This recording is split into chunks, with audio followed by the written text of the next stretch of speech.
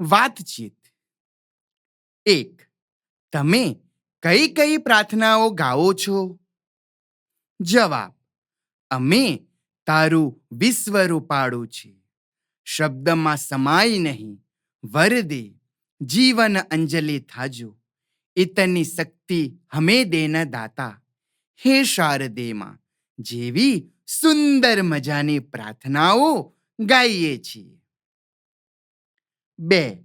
તમે ક્યારે ક્યારે પ્રાર્થનાઓ કરો છો?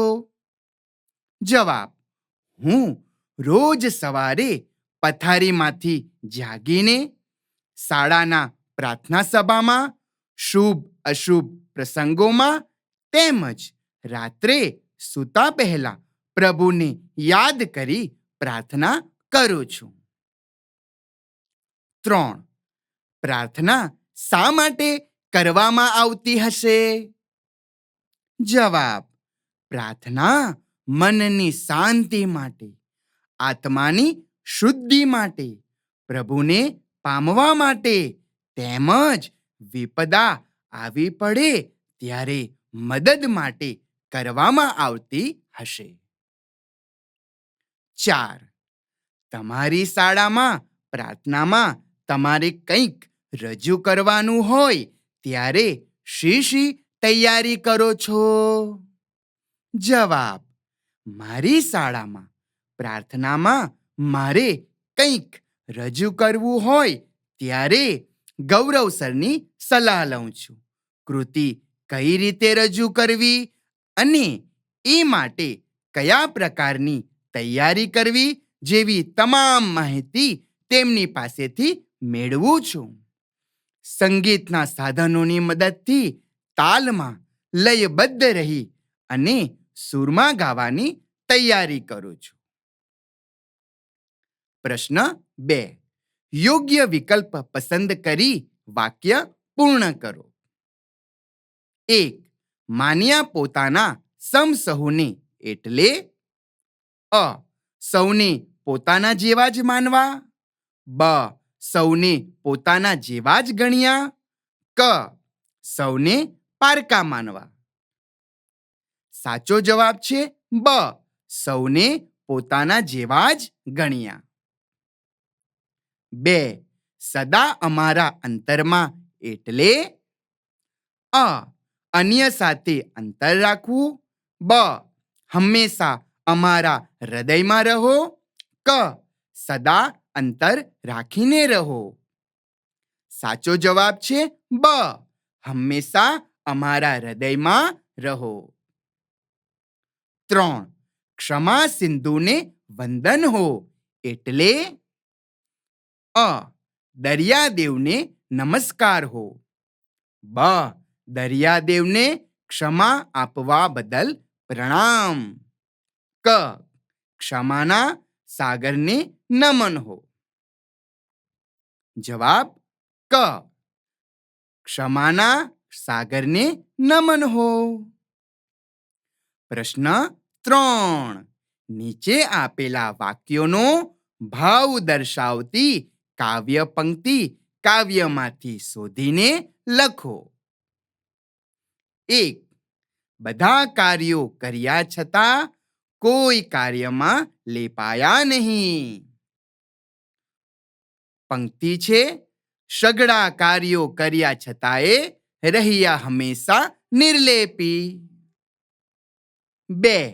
એક પત્ની વ્રતના પાલનની પ્રતિજ્ઞા લીધી અને એ જીવનભર પૂર્ણ રીતે પાળી. પંક્તિ છે: એક પત્ની વ્રત પૂરણ પાડ્યું, ટેક વણી છે જીવતરમાં. 3. સંન્યાસીના ધર્મને ઉજાડનાર તપસ્વી બુદ્ધને નમસ્કાર હજો. પંક્તિ છે: સંન્યાસીનો ધર્મ ઉજાડ્યો, વંદન કરીએ બુદ્ધ તને. 4. બધા જ ધર્મોના મહામાનવોની યાદ જગતની શાંતિમાં ઉપયોગી બને. પંક્તિ છે: સર્વધર્મ સંસ્થાપક સ્મરણો, વિશ્વ શાંતિમાં ખપ લાગો. પ્રશ્ન 4. નીચે આપેલા વાક્યોનો ભાવ દર્શાવતી કાવ્ય પંક્તિ કાવ્યમાંથી શોધીને લખો. યોગી, પરમ, સગડા, પૂર્ણ, મધ્યમ. 1. મહાવીર સ્વામીએ ખાલી જગ્યા અહિંસાનું આચરણ કર્યું. જવાબ આવશે પૂર્ણ. 2. ગૌતમ બુદ્ધે ખાલી જગ્યા માર્ગનો બોધ આપ્યો. જવાબ આવશે મધ્યમ. 3. ખાલી જગ્યા શ્રી કૃષ્ણ સંસારમાં રહીને પણ અલિપ્ત રહ્યા. જવાબ આવશે યોગી. 4. હજરત મોહમ્મદ પૈગંબર રહમ નેકીના ખાલી જગ્યા પ્રચારક હતા. જવાબ આવશે પરમ. 5.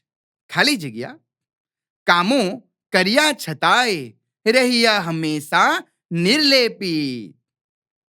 જવાબ આવશે સગડા. પ્રશ્ન 5. શબ્દ અને અર્થ વાંચો. અર્થના આધારે વિકલ્પમાં આપેલા વાક્યોમાંથી જે વાક્ય કાવ્યના આધારે સાચું હોય તેની આગળ ખરું કરો. 1. અંતર, અંતઃકરણ, મન. પ્રથમ, નરસિંહના અંતરમાં હંમેશા શ્રી કૃષ્ણ રહેતા. દ્વિતીય, તળાજાથી નરસિંહ લાંબુ અંતર કાપીને જુનાગઢ આવેલા. સાચો ઉત્તર છે પ્રથમ, નરસિંહના અંતરમાં હંમેશા શ્રી કૃષ્ણ રહેતા.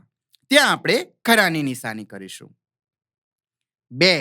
સમ, સરખું, સમાન. પ્રથમ, કોઈ પણ બે વ્યક્તિ બધી બાબતોમાં સમ હોતી નથી. દ્વિતીય, મેં ભગવાનના સમ ખાઈને કહ્યું પણ તેમણે ન માન્યું. સાચો જવાબ છે પ્રથમ, કોઈ પણ બે વ્યક્તિ બધી બાબતોમાં સમ હોતી નથી. ત્યાં આપણે ખરાનું નિશાન કરીશું. પ્રશ્ન 6. કાવ્યમાં વપરાયેલા નીચેના શબ્દો વાંચો. પ્રાણી માત્ર, જનસેવા, એક પત્ની વ્રત, ન્યાય નીતિમય, કૃષ્ણ પ્રભુ, પ્રભુપુત્ર, ક્ષમા સિંધુ, વિશ્વ શાંતિ. આ બધા જ શબ્દોની એક વિશેષતા તમે નોંધી? આ બધા જ શબ્દો 2 કે તેથી વધુ શબ્દો મળીને બન્યા છે. જેમ કે પ્રાણી અને માત્ર એ 2 શબ્દો મળીને એક શબ્દ પ્રાણી માત્ર બન્યો છે, જેનો અર્થ થાય બધા પ્રાણીઓ. એવું જ જનસેવાનું શબ્દોનું પણ છે. એમાં જન અને સેવા શબ્દ ભેગા થયા છે, જેનો અર્થ થાય જનસેવા, એટલે કે લોકોની સેવા. બીજા શબ્દો વિશે પણ આ રીતે વિચાર કરો. આ પ્રકારના અનેક શબ્દો ભાષામાં વપરાતા હોય છે. આ શબ્દોનો અર્થ પણ થોડો બદલાય છે. આવા શબ્દો અંગે વિચારો અને કાવ્યમાં ઉપયોગ ન થયો હોય તેવા 3 શબ્દો લખો. તો પ્રથમ શબ્દ છે સ્વાતંત્ર્ય સંગ્રામ, દ્વિતીય દેશભક્તિ અને તૃતીય યુદ્ધ વિરામ. પ્રશ્ન 7. કૌંસમાંથી યોગ્ય શબ્દ પસંદ કરી ફકરો પૂર્ણ કરો. કૌંસમાંના શબ્દો છે ઘણી, બસો, મોટા, કૃષ્ણનું, નાનકડી, રળિયામણું, મધુર, સર્વધર્મ, આખા, ખૂબ, કેસરી, લીલાછમ, નાના, રંગબેરંગી, પિત્તળનું. નાનકડી ટેકરીની પાછળ રળિયામણું ગામ હતું. ગામમાં આશરે 200 ઘરો હતા. કોઈના ઘર નાના તો વળી કોઈના ઘર મોટા. ગામને પાદર કૃષ્ણનું મંદિર, તેના પર કેસરી ધજા ફરકે. એના આંગણામાં લીલાછમ ઝાડવા, તેની ઉપર રંગબેરંગી પક્ષીઓ કિલ્લોલ કરે. મંદિરમાં પિત્તળનો ઘંટ બાંધેલો, તેનો મધુર રણકાર સવાર સાંજ આખા ગામમાં ગૂંજી રહે. આરતી સમયે તો અહીં ઘણી ભીડ રહે. પ્રશ્ન 8. કૌંસમાંથી યોગ્ય શબ્દ પસંદ કરીને ખાલી જગ્યા પૂરો. 1.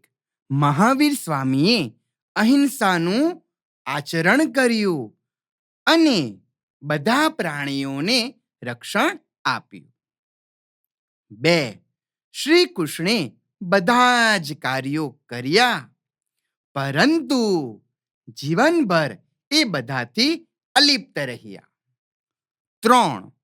વરસાદ વધુ હતો, તેથી હું ઘરેથી નીકળી ન શકી. 4. તમે સવારે નીકળશો કે સાંજે? પ્રશ્ન 9. નીચેના વાક્યોમાં યોગ્ય સંયોજકો મૂકી વાક્યોને ફરીથી લખો. 1. મેં એને કહ્યું નહોતું, છતાં પણ તેણે મારું કામ કરી નાખ્યું. 2. ગુરુવારે જો શાળામાં રજા હોય તો આપણે પુસ્તક મેળામાં જઈશું. 3. છત્રી હતી તે સારું થયું, નહીંતર તું પલળી ગયો હોત. 4. જો સાહેબ કહેશે તો આપણે બાલસભા ગોઠવીશું. 5. કાલે હું મારા દાદા સાથે દવાખાને જવાનો છું, તેથી હું રમવા નહીં આવું. પ્રશ્ન 10. ફકરામાં યોગ્ય વિરામ ચિહ્નો મૂકી તેનું સુલેખન કરો. તો બાળમિત્રો, તમે અહીં જોઈ શકો છો કે ફકરામાં યોગ્ય વિરામ ચિહ્નો મૂક્યા છે. તો તમારે તમારી નોટબુકમાં પણ આ રીતે જ યોગ્ય વિરામ ચિહ્નો મૂકીને અને આપેલ ફકરાનું સુલેખન કરવાનું છે. પ્રશ્ન 11.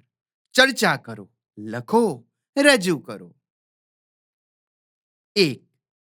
અહિંસાનો ભાવ રાખવો જ જોઈએ. જવાબ. અહિંસા એટલે કે હિંસા ન કરવી, હિંસા વગર, હિંસાનો અભાવ. કોઈ પણ જીવને તન, મન, વચન કે વાણી દ્વારા કોઈ પણ પ્રકારનું નુકસાન ન પહોંચાડવું. 2. પ્રાણીઓ બોલતા હોત તો? જવાબ. જો પ્રાણીઓ બોલતા હોત તો આપણે તેમની સાથે વાતચીત કરી શકત, તેમની લાગણી અને તેમની પડતી તકલીફ વિશે જાણી શકત. આના દ્વારા આપણે એમને મદદ કરી શકત. 3. સર્વધર્મ સમભાવ વિશ્વ શાંતિનો માર્ગ. જવાબ. વિશ્વમાં અનેક ધર્મો છે.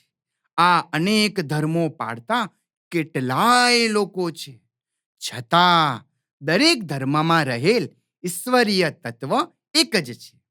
ભલે ને ધર્મ અલગ અલગ હોય, પંથ રિવાજ અલગ હોય, પ્રાર્થનાની રીત અલગ હોય, પણ દરેક ધર્મોનું તત્વ એક જ છે. સર્વધર્મ એટલે કે તમામ ધર્મો, સમભાવ એટલે કે સરખો ભાવ. જો આપણે સર્વધર્મો પ્રત્યે સરખો ભાવ રાખીશું તો જ આપણે વિશ્વ શાંતિ તરફ આગળ વધી શકીશું. માટે આપણે દરેક ધર્મ પ્રત્યે સમભાવ રાખવો જોઈએ. પ્રશ્ન 12. પ્રશ્નોના જવાબ લખો. 1. કાવ્યમાં કયા કયા મહામાનવોનો ઉલ્લેખ થયો છે? જવાબ. કાવ્યમાં મહાવીર સ્વામી, ગૌતમ બુદ્ધ, શ્રી રામ, શ્રી કૃષ્ણ, ઈસુ ખ્રિસ્ત, હજરત મોહમ્મદ પૈગંબર તેમજ અશો ઝરથુસ્ત જેવા મહામાનવોનો ઉલ્લેખ થયો છે. 2. રામને અંતરમાં રાખવાની વાત કેમ કરી હશે? જવાબ. શ્રી રામ દરેકના જીવનના આદર્શરૂપ એવા મર્યાદા પુરુષોત્તમ છે. તેમણે એક પત્ની વ્રત પ્રતિજ્ઞા લઈને જીવનભર પાળી હતી. તેમનું જીવન ન્યાય અને નીતિને સમર્પિત હતું. 3. કાવ્યનો મુખ્ય સંદેશ શું છે? જવાબ. કાવ્યનો મુખ્ય સંદેશો એ છે કે તમામ માનવજાત માટે જો સુખની પ્રેરણા હોય તો એ આ મહામાનવોના જીવન કાર્યોમાં જ છે. એમનું જીવન જ સંદેશ છે. એ આ કાવ્યનો મુખ્ય સંદેશ છે. 4. શ્રી કૃષ્ણને યોગી કેમ કહ્યા હશે? જવાબ. શ્રી કૃષ્ણએ કહ્યું હતું કે ફળની અપેક્ષા રાખ્યા વિના કર્મ કરતા જવું જોઈએ. એમનું આખું જીવન એ કર્મ આધારિત હતું. છતાં તેઓ હંમેશા નિર્લેપ એટલે કે અનાસક્ત તપસ્વી જેવા રહ્યા છે. પ્રશ્ન 13. જુઓ, નીચેના શબ્દમાં 3 વ્યંજનો જોડાઈને બનેલો જોડાક્ષર લખ્યો છે. તમે પણ આવા બીજા 5 શબ્દો શોધો અને તેમાં રહેલા વ્યંજનો ઉદાહરણ મુજબ અલગ પાડો. તો બાળમિત્રો, અહીં તમને 5 જોડાક્ષર આપ્યા છે. તો તમારે એને જોઈને તમારી નોટબુકમાં સુવાચ્ય અક્ષરે લખવાના છે. પ્રશ્ન 14. તમને ગમતી અન્ય પ્રાર્થનાની 5-7 પંક્તિ લખો. પુસ્તકાલય કે ઇન્ટરનેટનો ઉપયોગ પણ કરી શકશો. તો બાળકો, અહીં તમને શબ્દમાં સમાય નહીં એવો તું મહાન એ પ્રાર્થના આપવામાં આવે છે. તમને ગમતી કોઈ પણ બીજી પ્રાર્થના છે તે અહીં લખી શકશો. તો આપણો આ પાઠ અહીં પૂર્ણ થાય છે.